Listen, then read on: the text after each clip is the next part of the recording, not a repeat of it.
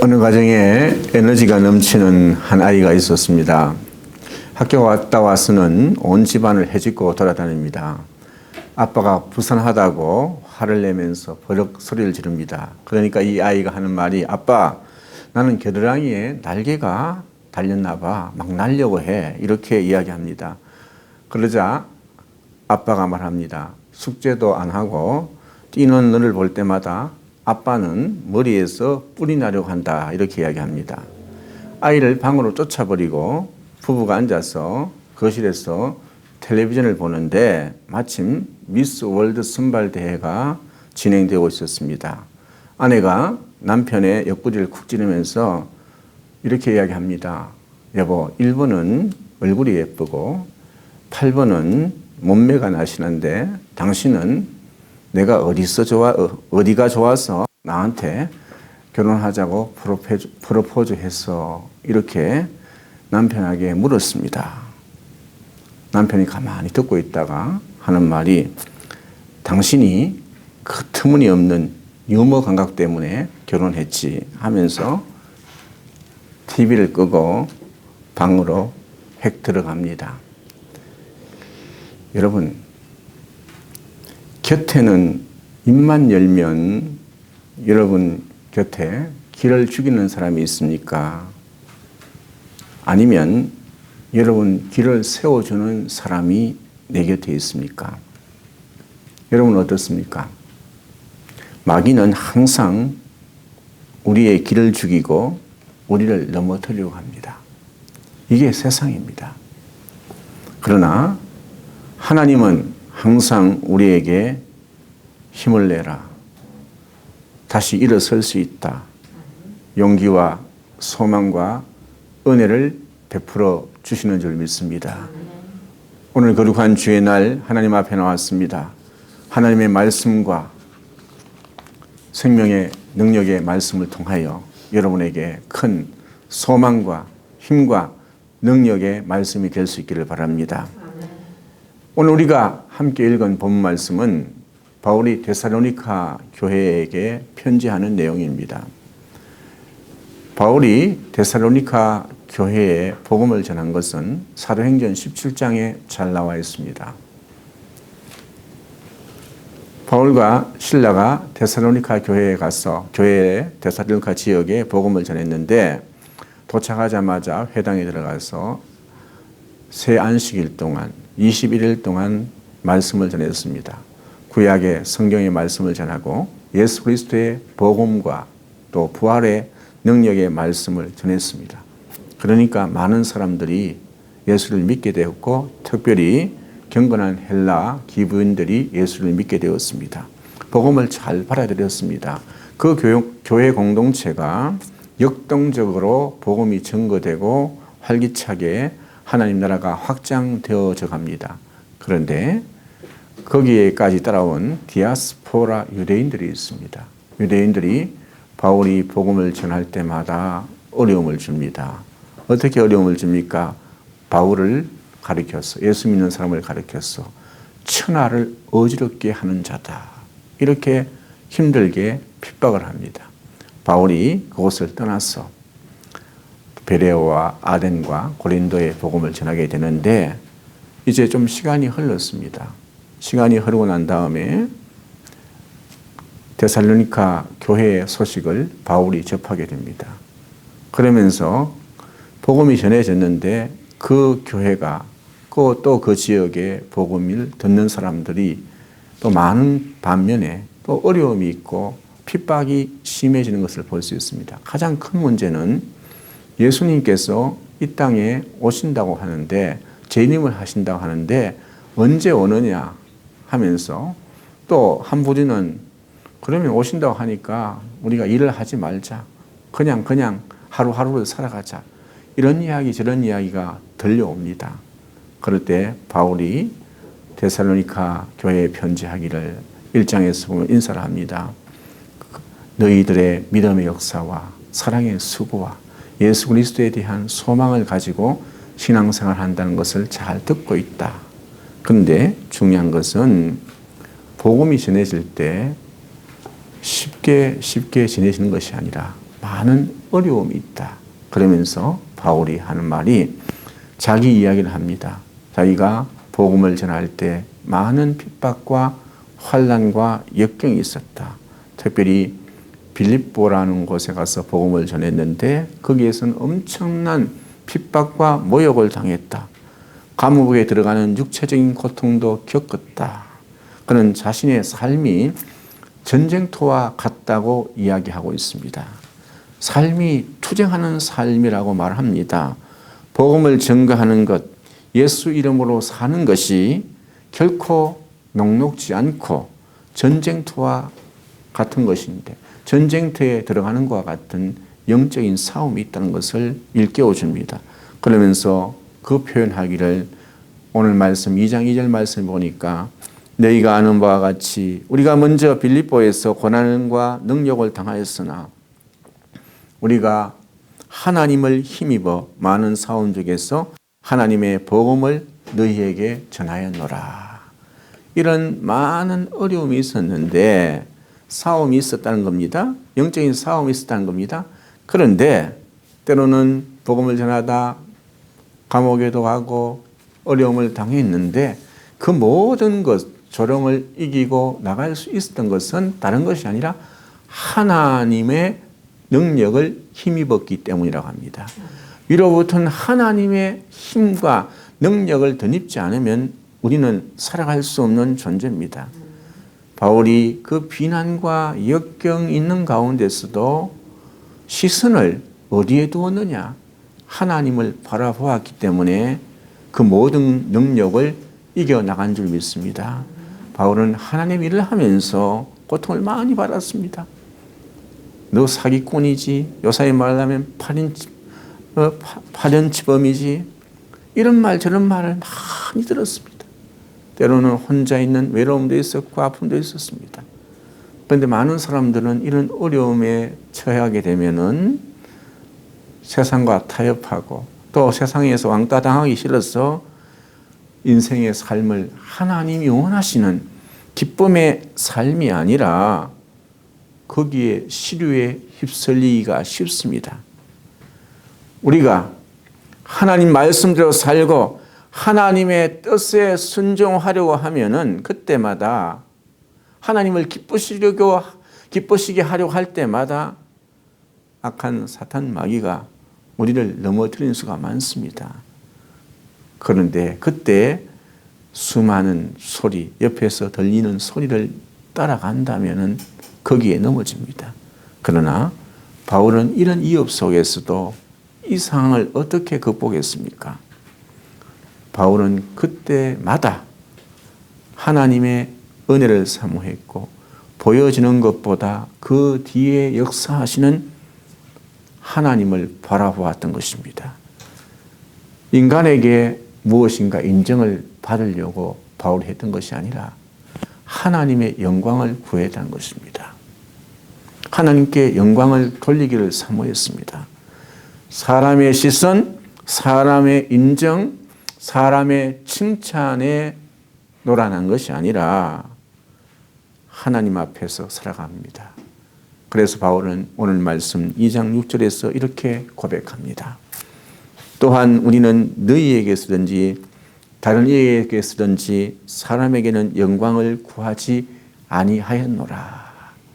여러분, 핍박 오고 환난 오고 어려움 오면 많은 사람들은 사람을 의식합니다. 거기에서 중단합니다. 그러나 바울은 뭐라고 합니까? 사람에게는 영광을 구하지 아니하였노라. 하나님께 영광을 돌렸다는 겁니다. 모든 상황 속에서도 사람을 만나서 이야기하고 복음을 전하지만 핍박이 있다고 해서 또 칭찬이 있다고 해서 거기에 초점을 맞추지 아니하고 하나님 앞에 영광을 돌렸다는 것입니다. 바울은 성도들을 사랑했고 사람들에게 복음을 전했습니다. 그러나 바울에게는 대원칙이 하나 있는데 모든 것을 하나님께로 맡기기로 작정한 사람이었습니다. 하나님의 은혜를 체험한 다음부터 사도 바울은 달라지는 겁니다. 하나님 의지하고 하나님 앞에 시선을, 초점을 거기에 맞추고 살아가는 인생의 삶이 되었습니다. 시인 타고르가 있습니다. 인도가 낳은 세계적인 시성이고 또 뛰어난 학자고, 또 한국은 이 사람을 참 좋아합니다. 한국을 동방의 등불이라고 이야기하고 있던 사람이 타고르예요. 그 사람이 시를 하나 썼는데 한번 읽어드리겠습니다. 기독교 시인이지 않습니까?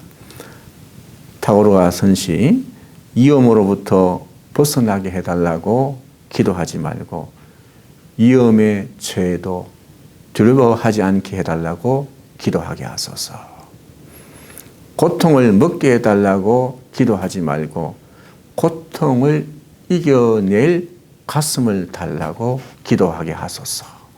고통을 이겨낼, 우리말로 하면 은혜를 달라고, 가슴을 달라고, 심령을 달라고 기도했습니다. 생의 싸움터에서 함께 싸울 동료를 보내달라고 기도하는 대신 스스로의 힘을 갖게 해달라고 기도하게 하소서. 두려움 속에서 구원을 갈망하기보다는 스스로 자유를 찾아 인내심을 달라고 기도하게 하소서. 내 자신의 성공에만 하나님의 자비를 느끼는 겁쟁이가 되지 않도록 하시고, 나의 실패에서도 하나님의 손길을 느끼게 하소서. 이미 뭡니까? 모든 것을 하나님 의지하고 살아가게 하여 주십시오. 이야기하는 거 아니겠습니까? 타고르는 세상에서 잘 지나갈 때, 잘 나갈 때는 하나님의 은혜와 자비를 느끼고 그것만으로 만족하는 겁쟁이가 되지 않게 하고, 실패가 있고 무서움이 있을 때도 하나님의 손길을 느낄 수 있는 사람이 되게 해달라고 기도한 것입니다. 바울은 인생의 삶에서 하나님의 영광을 구하고 오직 하나님을 기쁘시게 하려고 애썼던 인물이 바울입니다. 우리의 삶이, 이웃들이 나를 어떻게 보는가에 대해서는 바울은 신경 쓰지 않았습니다. 바울은 사람을 보기 전에 하나님을 보았습니다. 그는 하나님이 나를 옳게 여기시면 된다. 하나님께 영광을 돌리고 하나님의 기쁨이 되기를 원했습니다. 복음성가에처럼 오직 나 하나님의 기쁨 되기 원하네. 여러분의 삶이 하나님의 기쁨이 될 수 있기를 바랍니다. 그래서 오늘 데살로니가전서 2장 4절 말씀에 이렇게 고백하고 있지 않습니까? 오직 하나님께 옳게 여기심을 입어 복음을 위탁받았으니, 우리가 이와 같이 말하면 사람을 기쁘게 하려 함이 아니요 오직 우리 마음을 감찰하시는 하나님을 기쁘시게 하려 함이라. 이런 은혜가 있기를 바랍니다. 바울이 많은 시련과 역경이 있었지만 오직 하나님을 기쁘게 하기 위해서, 주님만을 위해서, 주님께 절대적으로 복음을 전하면서 주님 의지하면서 살아가면서 하나님을 기쁘게 하며 살기를 원했던 사람이 바울입니다. 바울의 목표는 사람을 기쁘게 하는 것이 아니라 하나님을 기쁘게 하는 것이 그의 삶의 모토였습니다. 이때 중요한 것은 하나님의 영광을 위하여 하나님을 기쁘시게 할 때마다 늘 생각해야 되는 것은 우리의 자아가 부정되고 죽어야 됩니다. 하나님의 영광을 위하여 산다고 하면서 자아가 죽지 않고 자기가 살아난다면 그것은 가짜일 수밖에 없습니다. 어쩌면 그것은 자기 탐욕을 채우려는 것입니다. 하나님의 이름을 덜먹거리면서 자아가 죽지 않으면 그것은 거짓입니다. 바울은 세상의 시선으로부터 자유하는 길을 택했습니다. 세상의 시선으로부터 비난과 칭찬에서부터 하나님을 바라보면서 자유했습니다. 그래서 진리가 너희를 자유케 한다는 말이 얼마나 귀한 말씀인가 모릅니다. 예수 그리스도의 복음이 내 안에 들어오면, 그 진리가 내 안에 들어오면 자유하는 역사가 일어날 줄 믿습니다. 내 심령이 자유하고 하나님 의지하고 살아가는 사람은 견눈질하지 않습니다. 하나님의 은혜가 있음을 믿고 나가기 때문에, 주님의 도우심을 잊고 나가기 때문에 오직 하나님을 기쁘시게 하는 길을 걸어가는 줄로 믿습니다. 그래서 바울이 유명한 말을 고백하지 않습니까? 갈라디아서 2장 20절 보면 내가 그리스도와 함께 십자가에 못 박혔나니 그런즉 이제는 내가 사는 것이 아니요 오직 내 안에 그리스도께서 사시는 것이라. 이제 내가 육체 가운데 사는 것은 나를 사랑하사 나를 위하여 자기 자신을 버리신 하나님을 아들 믿는 믿음 안에서 사는 것이라고 그랬습니다. 이게 뭡니까? 그 문장을 보면 나는 아니랍니다. 그러나 예수 그리스도. 이 문장을 쭉 보면 not I, but 그리스도입니다. 여러분의 인생이 정말 나는 제로입니다. 나는 부족하고 연약한 인생입니다. 그러나 예수 그리스도 안에서, 믿음 안에서, 진리 안에서 자유함을 얻고 살아갈 수 있기를 바랍니다. 아멘. 어딘가에 짓눌려 있으면 자유함이 없습니다. 예수 그리스도의 복음 안에서 살아갈 때 거기에 자유함이 있고 거기에 기쁨이 있고 거기에 감사가 있는 줄 믿습니다. 아멘. 바울은 그의 인생에서 엄청난 좌절과 때로는 고통을 당했습니다. 고난을 당하고 능욕을 당할 때가 많았습니다. 가는 곳마다 어려움을 겪었습니다. 그래서 그는 갈라디아 교인들에게 이런 이야기도 합니다. 6장 17절 나 건드리지 마라. 내 몸 안에는 예수의 흔적으로 가득 차 있다. 나 건드리면 예수밖에 없다. 예수 십자가의 흔적으로, 고난의 흔적으로, 배고픔의 흔적으로, 외로움의 흔적으로 절망과 탄식했던 흔적이 내 안에 가득 차 있다. 그러므로 나를 건드리지 말라. 바울은 자기의 삶에서 외로움 속에서도 견뎌했고 그 속에서도 하나님을 섬기기를 원했습니다. 그게 인생이란 치열한 투쟁이었습니다. 그러나 그 가운데서도 생명이신 하나님과 더불어 살아갈 때 모든 것을 이겨낸 줄 믿습니다. 여러분, 달걀에는 생명이 있지만, 유정란에 생명이 있지만 스스로 껍데기를 깨트려야 병아리가 될 수 있습니다. 데미안이라는 소설도 아시지 않습니까? 데미안 소설. 거기 또 깨트리고 나와야 되지 않습니까? 알을.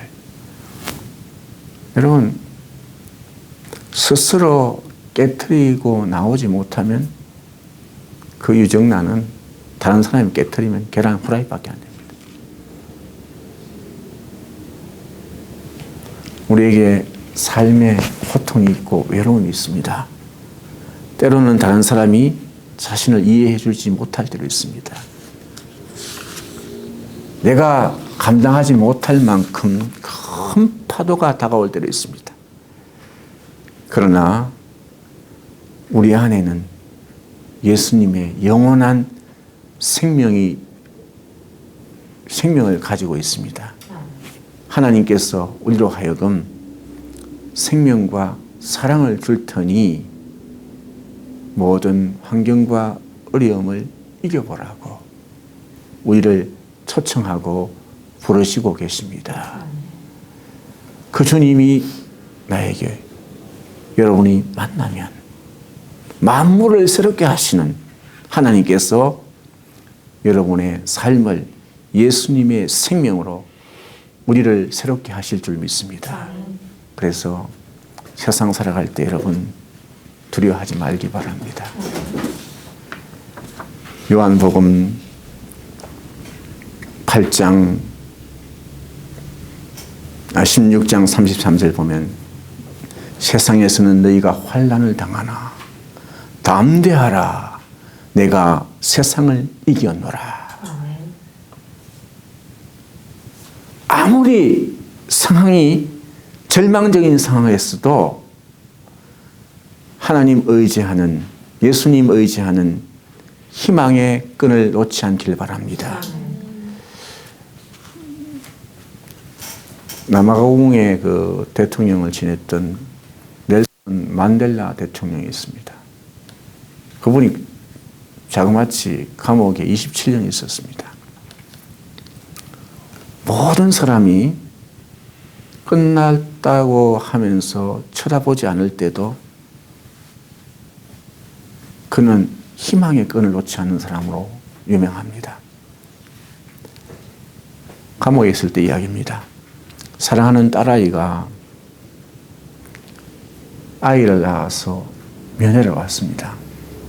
아빠, 제가 아이를 낳았어요. 이 아이 이름을 좀 지어주세요.